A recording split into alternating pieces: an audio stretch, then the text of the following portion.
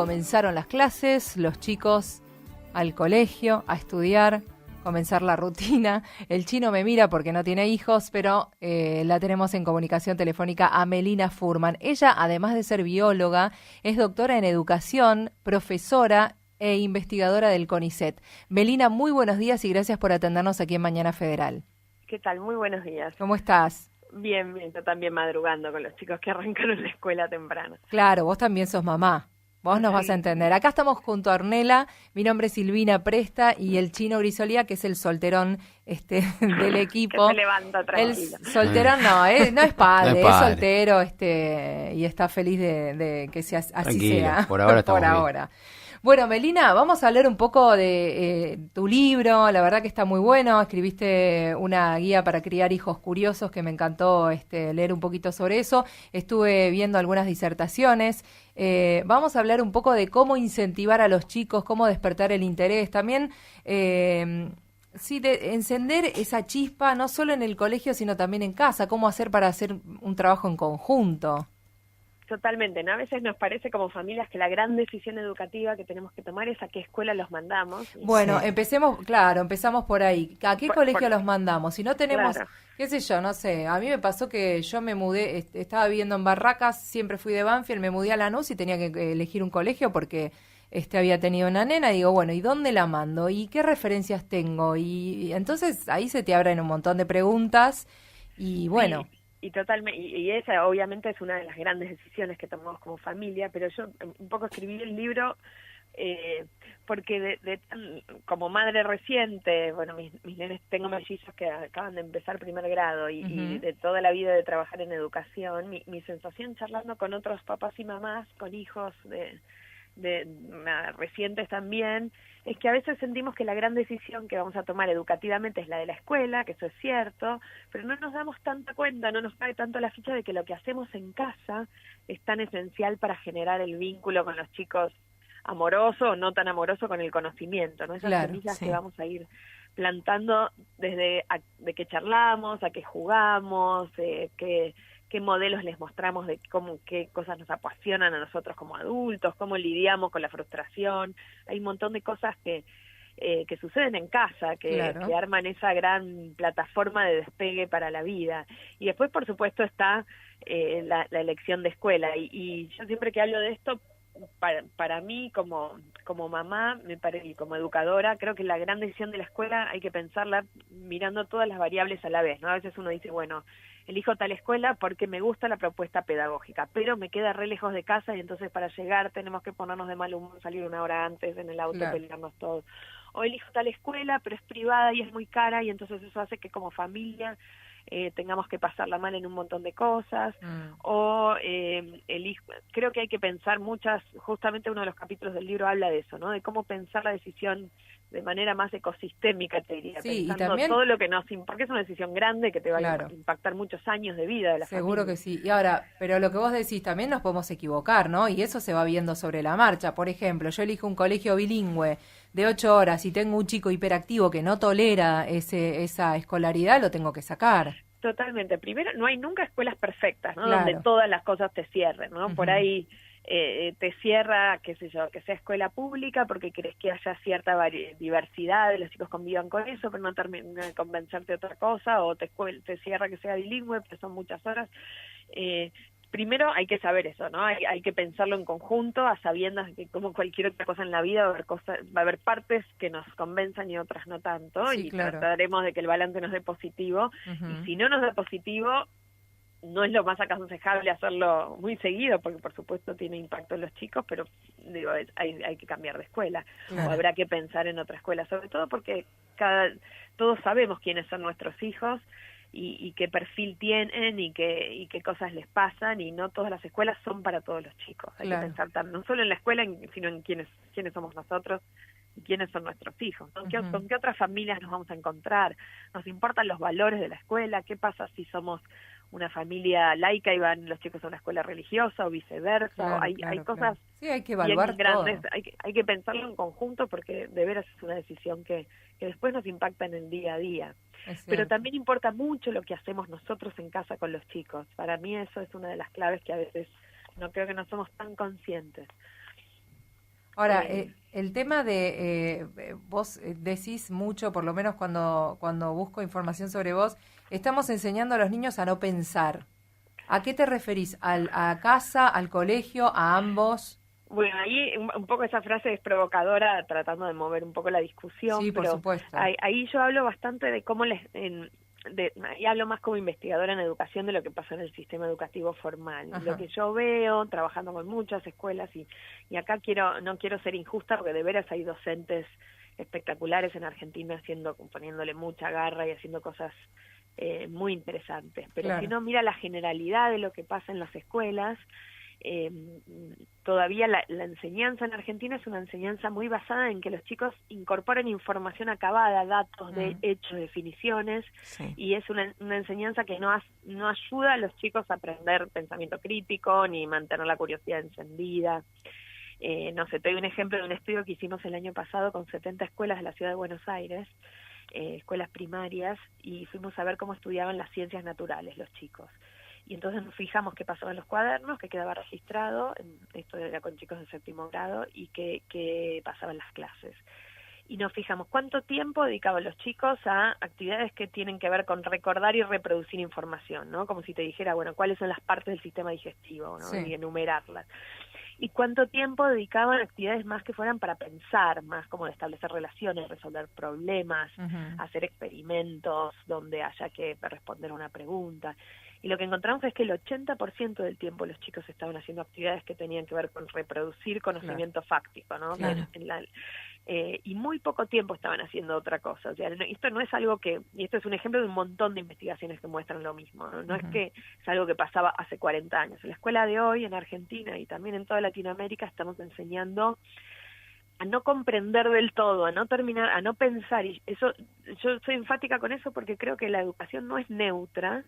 Digo, podemos enseñarles a pensar a los chicos, o también podemos enseñarles a no pensar, a que no tengan curiosidad, o que esa curiosidad se apague, a aceptar cosas que no entienden, a repetir como loros aunque las cosas no les cierren. Yo siempre hablo con adultos y les digo, bueno, a ustedes también ahora, por ejemplo, ¿qué cosas ustedes recuerdan de haber estudiado mucho en la escuela, pero hoy como adultos nunca las terminaron de entender, ¿no? Quedan en el arcón de la memoria. Justo ayer yo hablaba con esto con muchas familias y me decían, y sí, cosas de matemática, cosas de ciencias naturales, cosas de historia, no importa la disciplina, Claro. pero un montón de cosas que uno estudió mucho tiempo y nunca entendió del todo. Y yo creo que eso hace que nos acostumbremos a no entender, y eso es lo que hay que cambiar en las escuelas. Que hay que cambiar en las escuelas y que hay que cambiar también en la sociedad, ¿no es cierto?, en el todo, porque a mí personalmente me pasó de mandar a mi hijo a un colegio Montessori y después por motivos económicos tener que cambiarlo a un colegio de educación formal. Y la transición para él fue muy dura, porque fue de una educación en libertad, de puertas abiertas, con granja, donde los objetivos no eran lo importante, sino más bien el aprendizaje del proceso y demás, a tener que volver a una fila, a sentarse, a hacer silencio, copiar del pizarrón. Y en ese sentido me parece que socialmente estamos más estructurados desde la educación formal a este tipo de educación en libertad.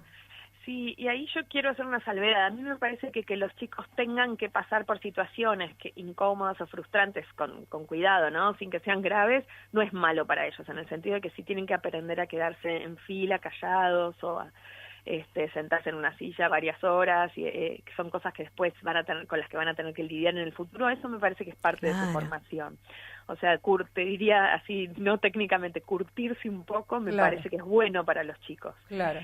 Pero también creo que muchas de las cosas que hacen escuelas más alternativas o educación, lo que se llama educación más progresista, tienen que empezar a llegar, en algunas escuelas sucede por supuesto, pero tienen que empezar a ser más parte del sistema educativo. Lo que vos contabas, que los chicos trabajan en una huerta y puedan analizar cómo crecen las plantas y cuidarlas y tomar nota de en qué condiciones crecen mejor y registrar datos y pensar. Hay que hacer más de eso, y no son cosas que vienen del plato volador, son cosas que se saben de hace muchos años en educación, pero las tenemos que hacer más.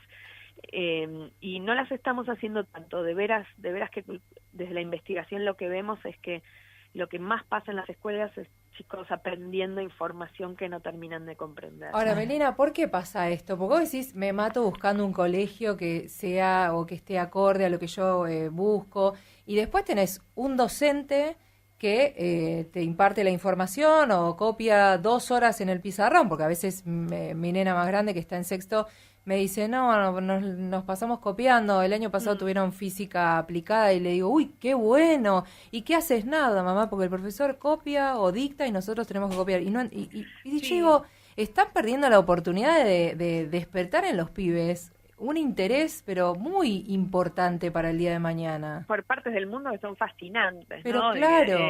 Como la física o la ciencia de la naturaleza. Sí, esto que vos decís, nosotros en la investigación lo vemos todo el tiempo. Cuadernos donde hay chicos copiando hojas y hojas de copiar del pizarrón, donde Yo le digo, ¿qué son entendiste? horas de clase. Nada. No sé, Claro. está en la carpeta, lo tengo que leer. O sea, Y los chicos empiezan, por eso yo decía que les enseñamos a no pensar, porque les enseñamos que aprender no es algo que hacen para ellos, sino para otros, ¿no? Claro. Que hago porque alguien me lo pidió, pero no tengo muy claro qué me suma para la vida.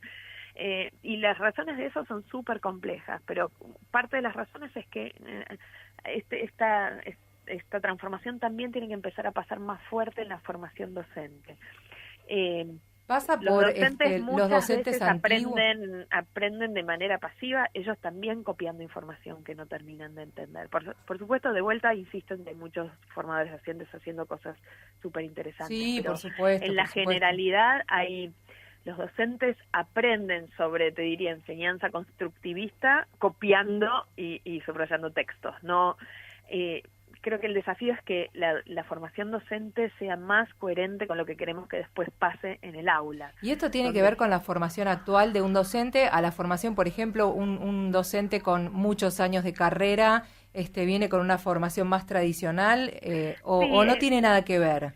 No, es cierto que la formación docente por suerte está cambiando y entonces cada vez están pasando cosas más interesantes en la formación, que antes era muy tradicional, todavía lo sigue siendo, pero empieza a haber algunos como espacios más activos, más donde los futuros docentes tienen que hacer investigaciones, ir a observar en el aula y sacar conclusiones, vivir ellos mismos en carne propia en la formación lo que van a tener que hacer. Está mejorando mucho, todavía hay un largo terreno en ese sentido, o sea que una pata pasa por la necesidad de transformar la formación docente, no solo inicial, sino continua, la formación cuando los docentes ya están en ejercicio, Claro. que es la clave, cuando uno ya está en la cancha enseñando.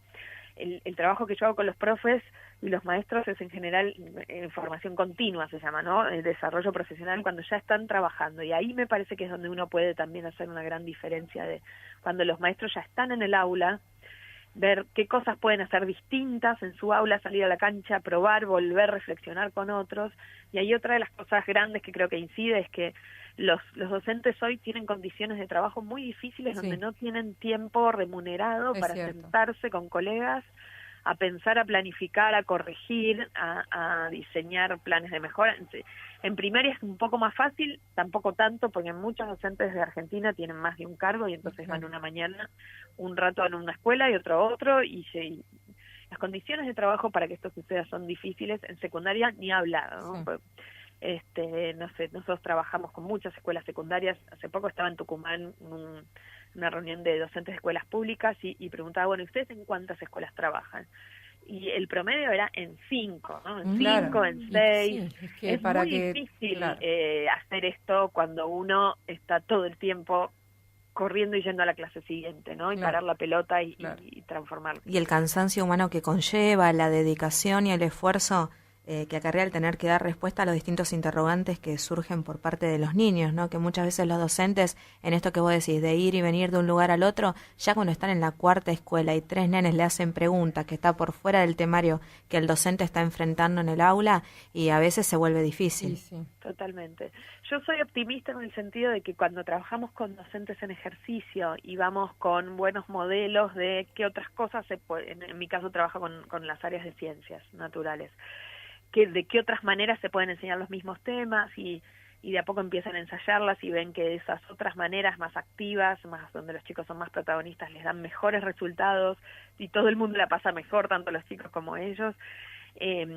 Mi experiencia con docentes es que muy rápido hacen el clic, ¿no? Y empiezan a disfrutar y apropiarse de otras maneras más interesantes de trabajar. Melina, ¿qué opinás del tema del número que lleguen al 7? Porque ¿De la nota, decís? Sí, de la nota, de aprobar la materia, porque a veces los docentes también tienen que llevar el curso de una manera para que todos puedan aprobar. No sé cómo es el tema yo la verdad que me recibí de maestra en el 99 y no ejercí, pero me acuerdo que lo que más me gustó de la carrera, que me gustaron muchísimas cosas y lo creo fundamental para toda persona que quiera ser mamá, estudiar la carrera para maestra, me pegó mucho o me quedó mucho el tema de cómo enseñas, la didáctica de la enseñanza. La verdad que es una materia que me encantó, cómo usás cualquier cosa para despertar el interés de un chico que después por ahí le vas a enseñar a sumar. Pero sí, cómo... ¿no? Cómo inventar problemas, situaciones auténticas, tal cual, desafíos para encender esa chispa, ¿no? Que eso, como vos decís, es tan importante también hacer en casa. Y lo que a mí me pasó trabajando en educación es un poco lo que vos decís, ¿no? De sentir cuántas cosas de la didáctica, de la pedagogía, son tan útiles para mamás y papás para pensar el día a día de los chicos. Y claro. el libro justamente habla de eso, de traducir las ideas de la educación, que uno las estudia por ahí cuando estudia educación, pero no todos pueden ser, digo, no todos podrían estudiar la carrera de docentes para ser papás. Claro, sí, no, Entonces, seguro. ¿cómo seguro. podemos ayudar a traer estas ideas que, como vos decís, son como tan clave para traducirlas en casa en cosas chiquititas, desde cómo les leemos un cuento y charlamos sobre eso, Claro. a cómo hacemos para ayudarlos a que sus preguntas no caigan en saco roto, investigar juntos o haciendo experiencias o claro. buscando en internet juntos. Bueno, me pasó que la más grande estaban viendo el tema de la conducción del calor, entonces yo le estaba explicando, porque bueno, tengo un grave error, no dejo que estudie sola, espero que este año pueda soltarla un poco más. Es muy vaga mi hija, pero bueno, agarré un cable, lo pelé, y le mostré los hilitos de cobre y le mostré el aislante que sería y me miró fascinada como diciendo, ¿es eso? Y yo digo, ¿qué le cuesta a un docente llevar un pedazo de cable? Porque es verdad, el pibe cuando vive lo que está aprendiendo, cuando está con algo específico, es como que le queda mucho más. Sí, por supuesto, ¿no? Toda la educación vivencial, cuando conectamos con el mundo real, eso genera aprendizajes perdurables, memorables para toda la vida. Y sí, seguro hay docentes escuchándonos y ahí siempre que trabajamos con docentes, lo que siempre conversamos es, no hace falta inventar la rueda, es buscar, echar mano de cosas súper interesantes que ya están dando vueltas en la web, de buenas secuencias didácticas, de buenas experiencias para empezar de a poquito a llenar el aula de estas ideas maravillosas y a veces son cosas chiquitas, como vos decís, es por ahí traer algo para mostrarles a los chicos, en vez de solo decírselos, también mostrarles que toquen, que exploren, que vean, qué sé yo, en el caso de la conducción de la corriente, que es lo que vos contabas, qué materiales conducen la corriente y cuáles no, qué pasa si en un pequeño circuito con una lamparita y una pila y un cablecito le meto en el medio un pedazo de metal o un pedazo de madera, la madera conduce, el metal conduce, es empezar a hacer más real los fenómenos que si no se los contamos en lápiz y papel, ¿no? Claro. Por lo menos a veces. Claro. Sí, en algunos casos, no en todos. ¿Qué Y opinás en casa, como vos decís, perdón, está Sí. bueno también tirar del piolín de que los temas que yo no creo que sea un error, al contrario, lo que vos hacés de tratar como de profundizar lo que tu hija trae de la escuela, todo lo contrario, es tratar de ver qué es lo que ellos traen de la escuela para seguir tirando juntos del piolín del aprendizaje y también aprender con ellos, ¿no? Ejemplo de mi casa, mis nenes cuando estaban en el jardín venían mucho con las fiestas patrias, ¿no? Claro. Entre que veían samba y Sí, que en las escuelas les sí. enseñaban dibujitos samba, ¿no? En la escuela les enseñaban de San Martín y Belgrano y venían súper interesados con eso. Cosas que hacíamos en casa aprovechando el potencial de internet que uno tiene como la biblioteca del mundo al alcance del celu. Sí, Bueno, verdad. veamos un documental de San Martín, o nos fuimos acá al Museo Histórico de la Ciudad de Buenos Aires a ver cómo estaba la cama de San Martín y vimos que San Martín era más bajito de lo que nos imaginábamos. Claro. Bueno, yo lo llevé al Cabildo, también tengo al más profundizar, chiquito de ¿no? primer Claro. grado. Lo llevé al Cabildo y él, claro, es como que esto era el Cabildo, como que lo Claro. vio chiquitito, ¿viste?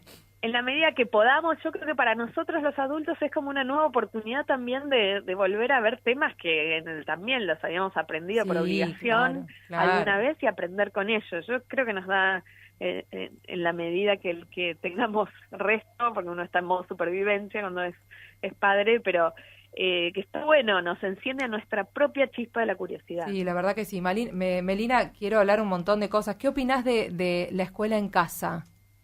Que ahora se está usando mucho, y tengo una amiga que me lo contó hace poco, que lo sacó al nene del colegio, iba a pasar a cuarto, y ahora ella decidió ser su maestra y tiene la escuela en casa. ¿Qué opinas de esto? O sea, entiendo los motivos por los cuales muchas familias eligen esa opción.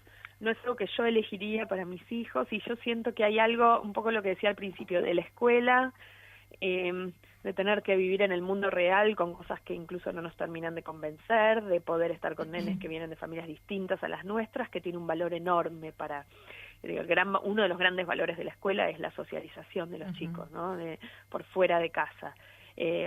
Y de veras entiendo a las familias que quieren mostrarles otra cosa, y en parte comparto sus razones, pero creo que hay que seguir sosteniendo la escuela fuera de casa. Además de que es súper difícil, ¿no? Ser maestros de nuestros chicos. Sí, tal cual. Yo los ayudo a estudiar y me pongo de los pelos. Imagínate todo el día en casa, me muero directamente. Ya solo pensarlo es tremendo.